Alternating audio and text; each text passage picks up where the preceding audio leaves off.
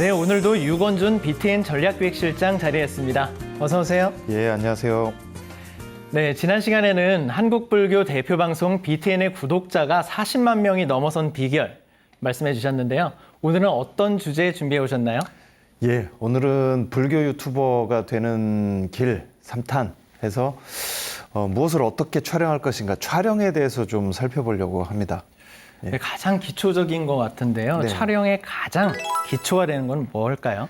예, 처음 촬영하시는 분들은 이제 촬영이니까 카메라에 좀 이제 관심을 기울이는 경우가 많으신데 실제로 뭐 촬영을 해보신 분들은 아시겠지만 촬영을 하기 위해서는 카메라보다 그 전제 조건이 되는 게 좀 잘 갖추어지는 게 더 중요합니다. 예를 들자면은 뭐 조명이라든지 그 다음에 마이크라든지 오디오라든지 이런 것들이 잘 갖춰지면은 사실은 촬영은 저절로 잘 될 수 있거든요. 그러니까 조명이 밝은 조명 아래서 잘 세팅된 조명 아래서 찍다 보면 핸드폰 카메라로도 방송용 카메라만큼의 화질이 나올 수 있어요. 근데 방송용 카메라로 찍어도 조명이 안 받쳐주면 또 그만한 효과가 안 나올 수 있거든요.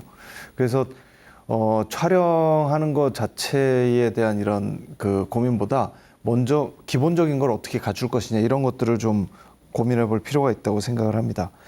특히나 이 마이크 같은 경우에 영상이 잘 보여도 소리가 이렇게 웅웅웅 거린다든지 그러면은 영상에 집중할 수가 없게 되거든요. 그래서 마이크도 좀 신경 쓰시고 조명도 신경 쓰시고 근데 이제 막상 또 처음 촬영하시는 분들이 조명이나 마이크를 제대로 갖추지 못한 경우가 많잖아요.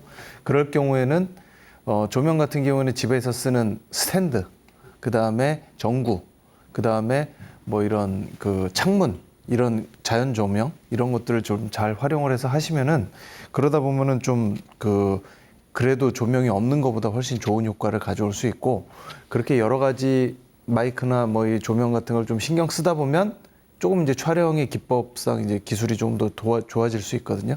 그래서 이제 그런 순서대로 촬영을 좀 해보시는 게 어떨까 그렇게 생각을 합니다. 네, 뭐를 찍을까도 되게 중요할 것 같은데요. 아무래도 스님들이 많이 계시니까 법문 촬영 어떻게 할지 좀 궁금하실 것 같은데요. 예, 법문 촬영 뭐 사실 정답은 없고요. 다만 이제 좀 좋은 방법을 이제 찾아보는 건데 먼저 법문 촬영할 때 좀 주의하셔야 될 게 제가 계속 이 시간에 말씀을 드리고 있지만 말씀하시는 분의 입장보다 들으실 분들의 그 눈높이를 한번 생각을 해보실 필요가 있다.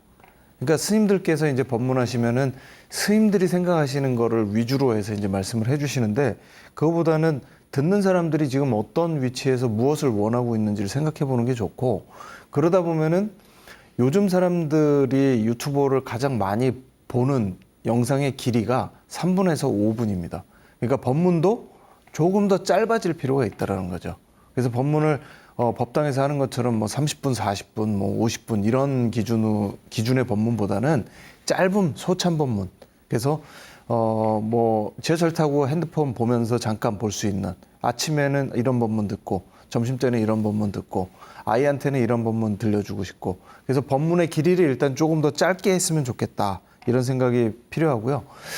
그 다음에 이제 법문 촬영에서 이제 좀 스님들께서 이제 아직도 많은 분들이 예전에 한문투의 그 경전을 많이 인용하시면서 하시는데 그거는 사실 좀 젊은 층이나 좀 이런 좀 그 불교에 대해서 잘 모르시는 분들한테는 엄청난 장벽을 만들어 주시는 거기 때문에 한문투의 그 경전이나 법문보다는 한글로 쉽게 풀어주는 그리고 일상생활에서 접근할 수 있는 이런 친근한 소재를 중심으로 해주시는 게 무엇보다도 좋다고 생각을 합니다.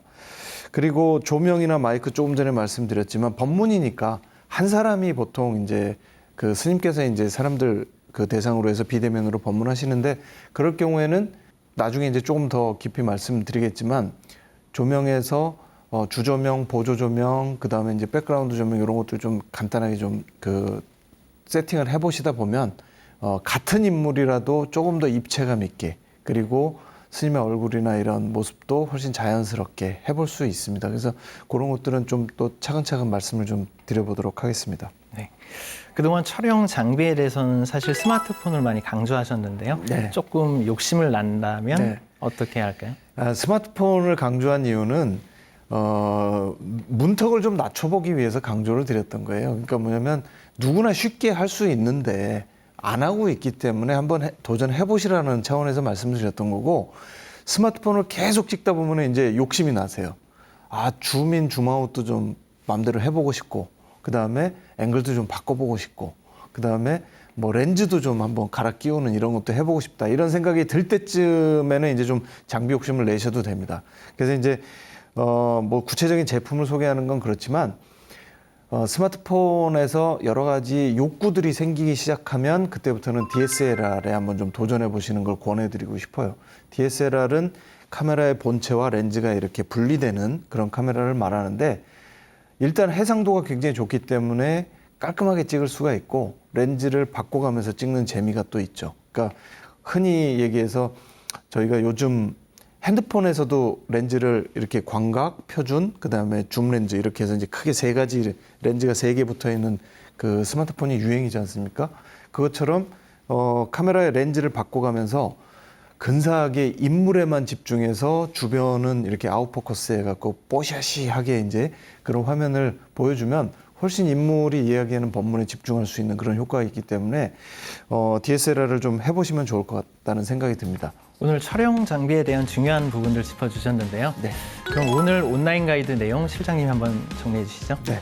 촬영은 카메라가 하는 거다. 하지만 카메라가 제 기능을 발휘하려면 조명이나 마이크 같은 여러 가지 부대 조건들이 좋아야 된다. 이거 꼭 명심했으면 좋겠습니다.